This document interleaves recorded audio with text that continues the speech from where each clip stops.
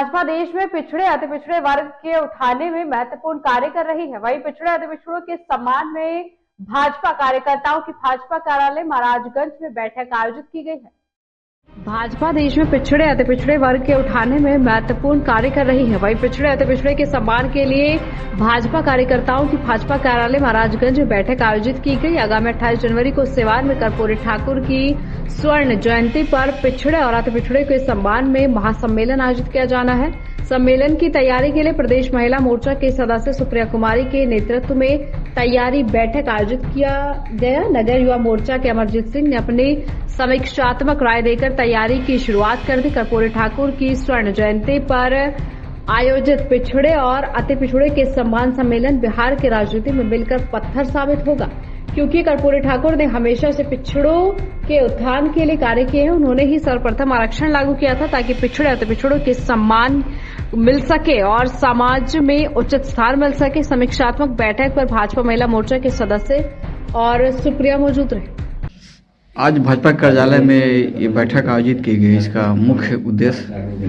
आज हम सब भाजपा कार्यालय में महाराजगंज में हम सब भाजपा कार्यकर्ता बैठ करके आगामी 28 तारीख को होने वाले कार्यक्रम सिवान में जो कि हम लोग बिहार के जननायक कर्पूरी ठाकुर जी के स्वर्ण जयंती के अवसर पर सिवान जिला में VMS हाई स्कूल में रखा गया है, जो कि हम पिछड़े और अति पिछड़े वर्ग के लोगों के सम्मान में ये कार्यक्रम रखा गया है। तो उसकी तैयारी और समीक्षा बैठक कि हम कैसे किस संख्या में और कितनी संख्या में कितनी गाड़ियों और कितने मोटरसाइकिल बाइक के साथ हम जाएंगे, ताकि हम जो पिछड़े और हमारे अति पिछड़े वर्ग के सम्मान को हम और मतलब कि हम उस कार्यक्रम में अतिशक्ति कर सकें।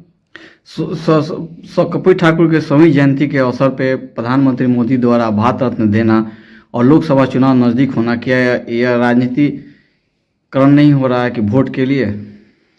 देखिए, ये कहीं से भी राजनीतिकरण नहीं है। ये हम सबकी देश के यशस्वी प्रधानमंत्री मोदी जी के कार्यकाल में यही संभव हुआ है और ये उनके ही कार्यकाल में संभव है कि जो हम बिहार वासियों के जननायक रहे हैं कर्पूरी ठाकुर जी, उनको उनके स्वर्ण जयंती के अवसर पर और हम बिहार वासियों को इतना अच्छा मान सम्मान देना, यहाँ के देश के पिछड़े और वंचित लोग हैं उनके सम्मान में जननायक कर्पूरी ठाकुर जी को भारत रत्न से सम्मानित करने का ऐलान करना, ये हम बिहार वासियों के लिए गौरव की बात है।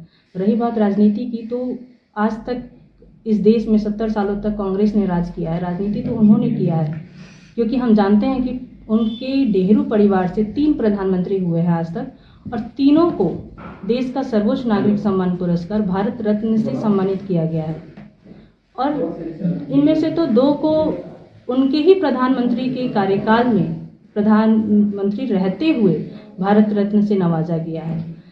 और दुख की बात है कि आज 26 जनवरी है और हमारे संविधान के निर्माता डॉक्टर भीमराव अम्बेडकर जी को 1955 में जब पंडित जवाहरलाल नेहरू जी प्रधानमंत्री थे तो उनको प्रधानमंत्री रहते हुए भारत रत्न दे दिया गया, लेकिन भीमराव अम्बेडकर जी को सन 1990 में ये अवार्ड मिला।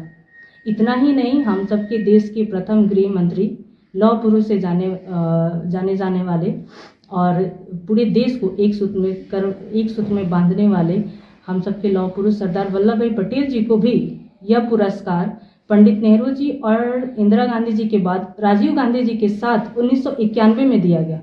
तो राजनीति भारतीय जनता पार्टी नहीं अब तक हुई है, अब जाकर के भारत सरकार में और मोदी सरकार में सही में भारत रत्न सम्मान जिन लोगों को मिलना चाहिए उनको एकदम सही